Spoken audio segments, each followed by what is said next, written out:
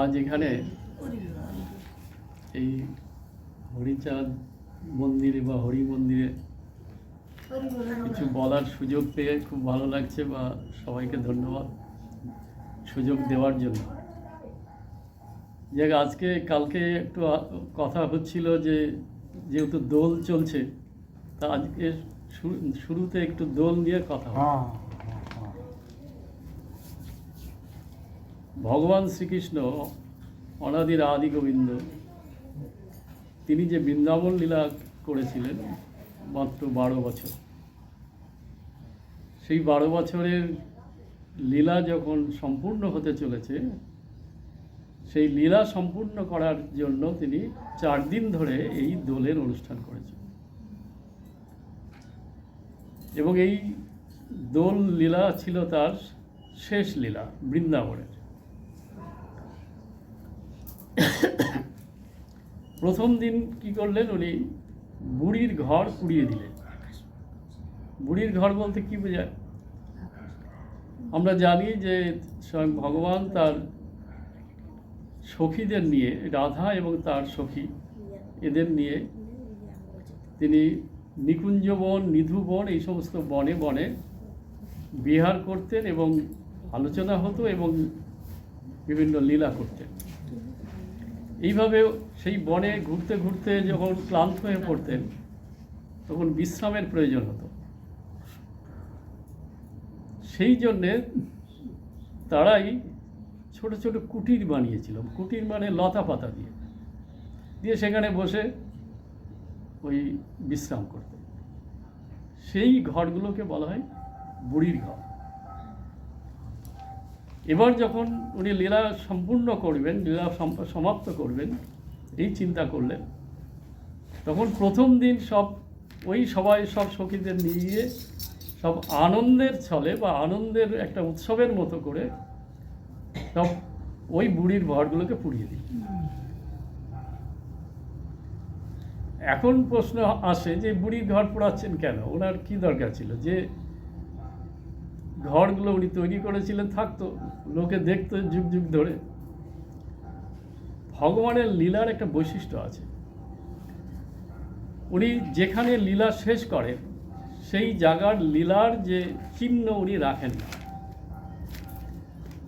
আমরা এই জন্যে আজকের অনেক যারা পণ্ডিত, আজকের যারা বিজ্ঞান মনস্ক ব্যক্তিরা বলে থাকেন যে রামও আসেনি, কৃষ্ণও আসেনি, এগুলো সব কাব্যগ্রন্থ।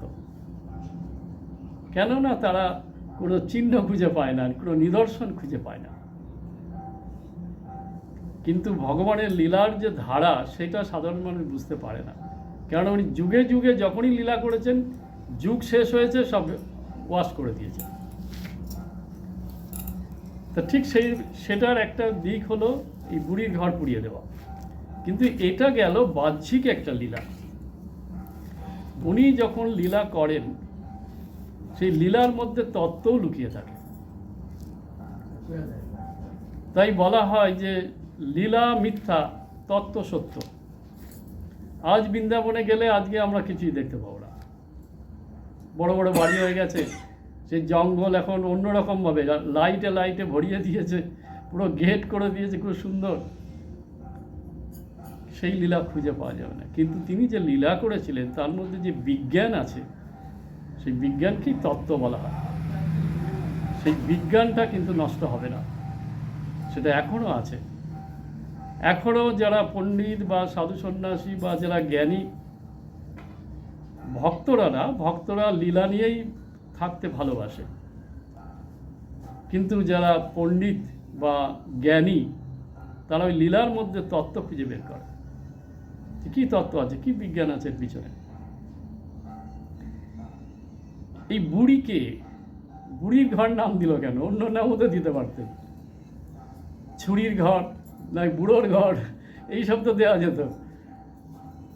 এই কথা বলতে বলতে একটা শ্রী মাধবের একটা বাণী মনে পড়ছে। উনি বলেছিলেন যে পেটের নষ্ট মুড়ি, আর কাজের নষ্ট বুড়ি, আর ছোড়ার নষ্ট ছুরি। কীরকম? এর একটা আধ্যাত্মিক তত্ত্ব আছে এর মধ্যে। এর একটা জাগতিক অর্থ যদিও আছে। পেটের নষ্ট মুড়ি, অর্থাৎ মুড়ি খেলে খুব তাড়াতাড়ি ক্ষুধা নষ্ট হয়ে যায়। আর মুড়ির মধ্যে বলছে কোনো ফুড ভ্যালু নেই, প্রোটিন ভিটামিন এসব নেই কিছু, তাই সত্যিকারের শরীরে কাজে লাগে না, কিন্তু ক্ষুধাটা চলে যায়। এটা হচ্ছে জাগতিক অর্থ। আধ্যাত্মিক অর্থ কি? মুড়ি মানে কি? মুড়ি মানে মাথা। যেমন আমরা ওই মাছের মুড়ি দিয়ে মাথা দিয়ে ঘন্ট করে না, মুড়ির ঘন্ট বলে, মাছের মাথাকে মুড়ি বলা হয়। মুড়ি হচ্ছে মাথা। তাহলে পেটের নষ্ট মুড়ি মানে বলছে সাধক যখন সাধনা করতে করতে তার চেতনা মাথায় চলে আসে, তখন আর ক্ষুধা তৃষ্ণা তার থাকে না। দিনের পর দিন না খেয়ে বসে থাকবে, কেন খিদেই পাবে না, তৃষ্ণাও পাবে না। মাথায় চলে আসা মানে কি? আমাদের সাধারণ মানুষ, আমরা যদি গীতার ইয়াতেও যাই, ওই যে কালকে যে গুণের কথা হচ্ছিল, তমগুণ সম্পন্ন ব্যক্তিদের চেতনা বা মন নাভির নিচে থাকে, মানে পাতালে থাকে। নাভির নিচটাকে পাতাল বলে। এখানে দুটো পা আছে তো, তাই ভগবান বলে যে পা দুটো দিয়ে তালে চলো। কিন্তু জীব কী করে? যারা তমগুণে থাকে তারা বেতালে চলে। যাক, ওই পাতাল থেকে যদি পা তালে চলতে শুরু করে, অর্থাৎ যেখানে যেখানে যাওয়া দরকার সেখানেই যেতে হবে। ঘুষ খাওয়ার জন্য এগিয়ে যাওয়া, পা বেতালে যাওয়া। কাউকে ক্ষতি করার জন্য এগিয়ে যাওয়া, পা বেতালে চলা। কোনো নেশা করার জন্য এগিয়ে যাওয়া, সেটা বেতালে চলা। কাউকে কোথাও গিয়ে চুরি করার জন্য পা এগিয়ে যাওয়া হচ্ছে বেতালে যাওয়া। তো এইরকম পাকে ক্রমে আনতে পারলে, অর্থাৎ যেখানে যেখানে যাওয়া প্রয়োজন সেখানে আসলে সেই চেতনা, সেই ব্যক্তির চেতনা এই নাভির উপরে চলে আসে। এই নাভির উপর থেকে এই কণ্ঠ পর্যন্ত বলা হচ্ছে মর্ত। এটা হচ্ছে রজগুণ আর সত্যগুণের এলাকা।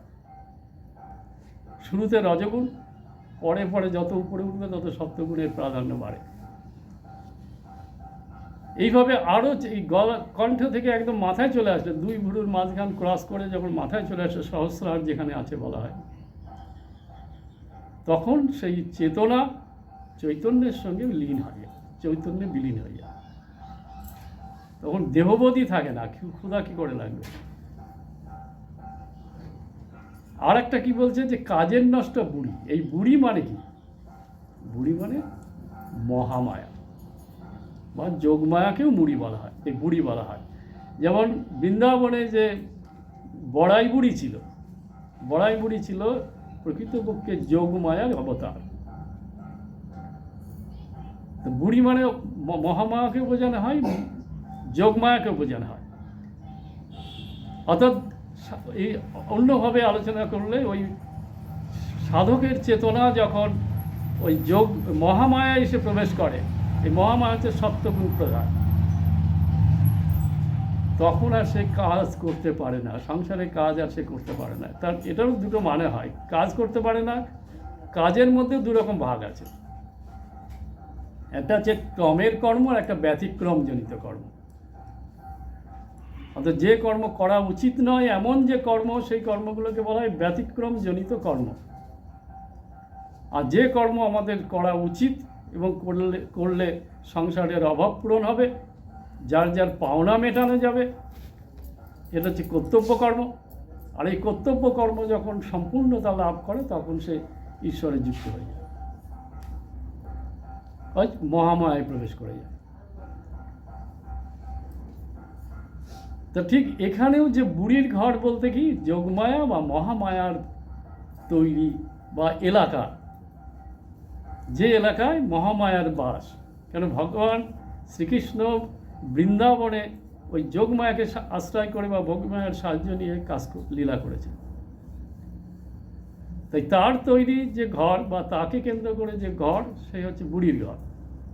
এই বুড়ির ঘর পুড়িয়ে দেওয়া কেন না, আমাদের মূল উদ্দেশ্য ওই মায়ার মধ্যে থাকা নয়, মহামায়ার মধ্যে থাকা নয়। আরেকটা যে লাইন বলা হয়েছিল, ওটা অনেকে বলে যে ছোড়ার নষ্ট ছুরি। এই ছুরি হচ্ছে মায়া, এটা হচ্ছে তমগুণের এলাকায়। মায়া কি করে আমাদের সংসারে সবাই সব ব্যক্তিকে কখনো হাসায় কখনো কাঁদায়। সেই মায়া কি করে আমাদের স্বভাব নষ্ট করে দেয়। তাই বলছে চোরার নষ্ট চুরি। কেন স্বভাব নষ্ট করে দেয়? ওই যে তার ভাব হচ্ছে কখনো হাসাবে কখনো কাঁদাবে। এইভাবে পড়ে আমরা কি করি, যারা মায়ার এলাকায় রয়ে গেছি, তারা কখনো ঠিক কর্ম করি কখনো উল্টোপাল্টা কর্ম করি।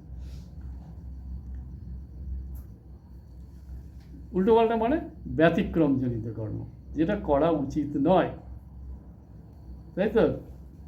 অর্থাৎ একজন হট করে এরকম কথা বলছিল, বলতে বলতে বিড়ি ধরিয়েছে। ওকে বলালে কী গো, এটা তো তোমার, তুমি এতক্ষণ যে আদর্শের কথা বললে এটা তো তার পন্থী না, এটা তো বিপরীতপন্থী। সঙ্গে সঙ্গে ছিঁড়ে ফেলে দিয়ে সিগারেট ধরিয়েছে। 2 দিন পরে আবার শুরু করেছে খাওয়া। এই ছাড়লে হবে না। এগুলো কিন্তু আমাদের প্রয়োজন নেই। প্রয়োজনের বাইরের যে জিনিস, সেখানে সেই কর্ম করাই হচ্ছে ব্যতিক্রম। সাধনার প্রথম ধামই হচ্ছে ব্যতিক্রম সরিয়ে দিয়ে ক্রমে আসতে হবে। এরা সাধনার প্রথম ধাম। সেই ক্রমে চলতে চলতে চলতে চলতে কর্তব্য জ্ঞান আসবে। কর্তব্য জ্ঞান কি? সংসারে যার কাছে যার, মানে তোমার কাছে যার যার যা পাওনা আছে, সে পাওনা নিঃস্বার্থভাবে মিটিয়ে দেওয়ার নামই কর্তব্য। এই নিঃস্বার্থপর ব্যাপারটা খুব গুরুত্বপূর্ণ। এই নিঃস্বার্থ ব্যাপারটাই আমাদের মধ্যে আসে না। যার আসবে সে কর্তব্য জ্ঞান তার চলে আসবে, কর্তব্য কর্ম সে করতে পারবে।